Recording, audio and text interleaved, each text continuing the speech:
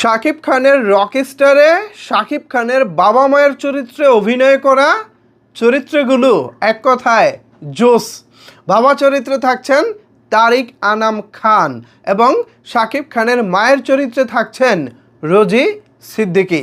আমি যদি ভুল না করে থাকি, এবারই প্রথমবার শাকিব খানের মায়ের চরিত্রে আসতে চলেছেন রোজি সিদ্দিকী। রোজি সিদ্দিকীকে নিশ্চয়ই আপনারা চিনেন, ছোট পর্দার অন্যতম জনপ্রিয় একজন অভিনেত্রী, পাশাপাশি অভিনেত্রী। চমৎকার অভিনয় করে থাকেন তিনি, এক কথায় রিয়েলিস্টিকের মানে অনন্য লেভেল। তিনি এতটাই বাস্তবিক অভিনয় করেন যে তার অভিনয় দেখে বোঝার উপায় নেই তিনি আসলে অভিনয় করতেছেন। অন্যদিকে তারিক আনাম খান, তার কথা আসলে নতুন করে বলার কিছু নেই। তারিক আনাম খান মেগাস্টার শাকিব খানের সুপার হিরো সিনেমায় শাকিব খানের বাবা নাকি সুপার হিরো সিনেমায় তিনি অভিনয় করেছেন। এছাড়া নোলক সিনেমায় তিনি কাজ করেছেন। আরও হয়তো বা বেশ কিছু সিনেমায় তারিক আনাম খান কাজ করেছেন, এই মুহূর্তে আমার মনে পড়ছে না। তবে তারিক আনাম খানও একজন দুর্দান্ত অভিনেতা। এখনও পর্যন্ত রকস্টারে শাকিব খানের বাবা মায়ের চরিত্র বলে যে বিষয়গুলো প্রকাশ্যে এসেছে, এটা ভাই আগুন কাস্টিং, এক কথা আগুন।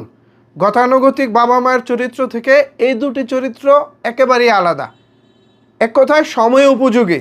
আগে কোনো রকম একটা শাকিব খানের মায়ের চরিত্রে দাঁড় করিয়ে দেওয়া হতো। রেবেকা ম্যাডাম আছে আমাদের বড় পর্দার অভিনেত্রী, সিনেমা মানে রেবেকা ম্যাডাম শাকিব খানের মা, এরকম একটা গতানুগতিক ব্যাপার ছিল। আমরা তাদেরকে দেখতে দেখতে বোরিং ফিল হয়ে যেতাম। বাট এবার শাকিব খানের রকস্টার কিন্তু বৈচিত্র্য নিয়ে আসছে এবং সেটা আপনারা দেখতেই পাচ্ছেন এখানে। আমার খুবই ভালো লাগছে ব্যাপারটা। আর আরেকটি বিষয় এখানে উল্লেখ করতে চাই, সেটা হলো অসংখ্য চমক থাকছে রকস্টারের বেশ কিছু চরিত্রে।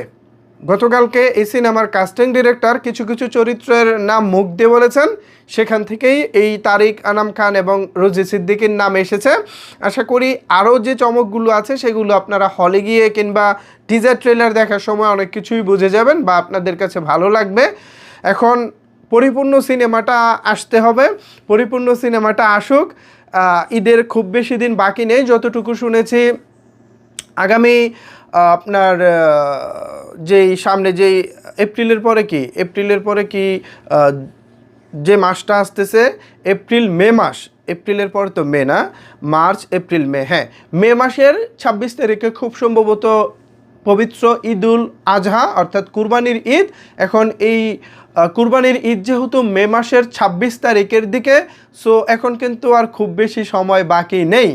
সো বুঝতেই পারছেন আর 40 দিনের মতো বাকি আছে আগামী ঈদের, এবং রকস্টারের শুটিংও বাকি আছে অলমোস্ট প্রায় 70 বা 65% শুটিং এখনও বাকি আছে। সো সব কিছু মিলিয়ে একটু তো টাফ হয়ে যাবে সিনেমাটা নিয়ে আসা, কিন্তু আমি খুব করে চাইবো সিনেমাটি আসুক এবং আমাদেরকে চমকে দেখতে। ভিউয়ার্স, শাকিব খানের বাবা মায়ের চরিত্রে প্রথমবারের মতো আসছেন রোজি সিদ্দিকী এবং তারিক আনাম খান।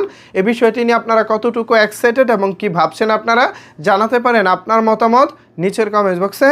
ধন্যবাদ সবাইকে এতক্ষণ আমার সাথে থাকার জন্য।